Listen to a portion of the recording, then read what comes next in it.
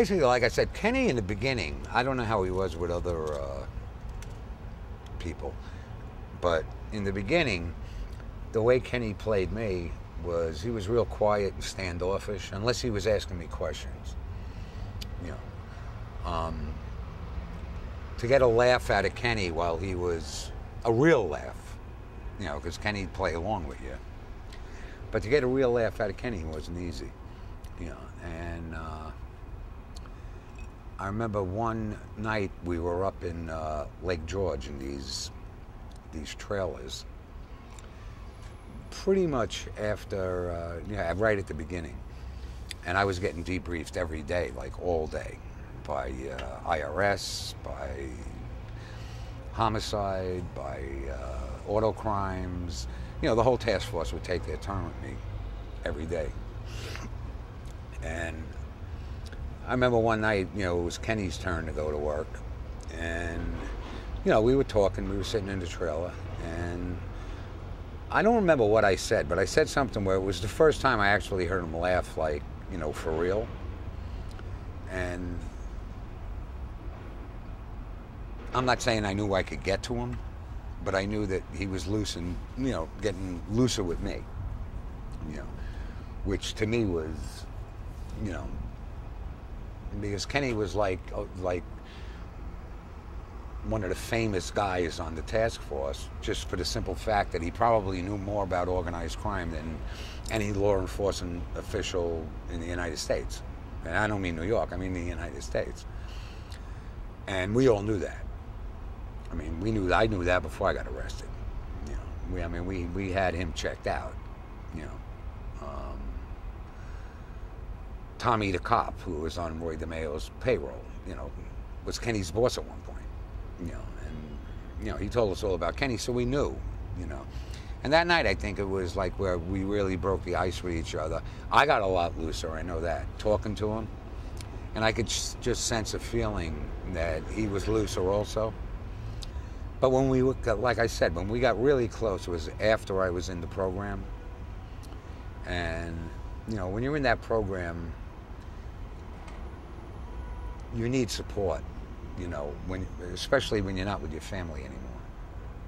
And anytime, you know, I needed something, I called Kenny. And one thing about Kenny, if he could do it, he could do it. If he couldn't do it, he'd just tell you flat out, you know, that's, you know, I can't do this. You know, and like I did with most of the people on the task force, as time went on, you know, we grew closer and closer. And, you know, it went from, you know, Kenny always being the bad guy and the pain in the ass to like part of like the family, you know. I remember he told me one time, he said, don't you ever forget, we were arguing, we were bickering about something. And he told me, he says, don't you ever forget, our family's bigger than yours. You know, which, I'll never forget what he said that night. Because we were talking about the Gambinos and, you know. And he told me that his family was bigger than mine, meaning the federal government. You know. And, you know, him and Art Ruffles basically worked a lot of witnesses together. You know, which I fell into that category. And, you know, if you couldn't get a hold of Art, you couldn't get a hold of Kenny, you just called one or the other. And they were right there for you. You know. Was it Roy? Who sort of liked him? You mentioned Roy. Roy, I don't know. I don't think Roy liked him. Roy asked if he could whack him. You know, Roy didn't really like him, but I mean, Roy went and asked for permission to whack him, and that wasn't given because that's against the rules. But him and Roy definitely had an understanding, a rapport, so to speak, with each other, right up till the end. You know, Kenny didn't like Roy much. He played Roy, but he didn't like him because he knew what Roy was. You know. in the end, I mean, Kenny was the one that told Roy, that he was going to get whacked. And he was telling Roy that, him, and Nino, like a year and 2 years before, a year and a half, 2 years before. We were walking out of the club, and Kenny pulled alongside and started talking to Roy. Nino, like, made a U-turn, walked the other way, and I stayed with Roy, and he was just telling Roy, they're going to whack you. Eventually, they're going to whack you, and they had a very strange relationship. I knew Kenny's end of it, and I knew that Roy always felt that Kenny was almost like, it went from being a pain in the ass law enforcement officer to just somebody that he could play games with. That's the way I looked at it. And I think they played games with each other.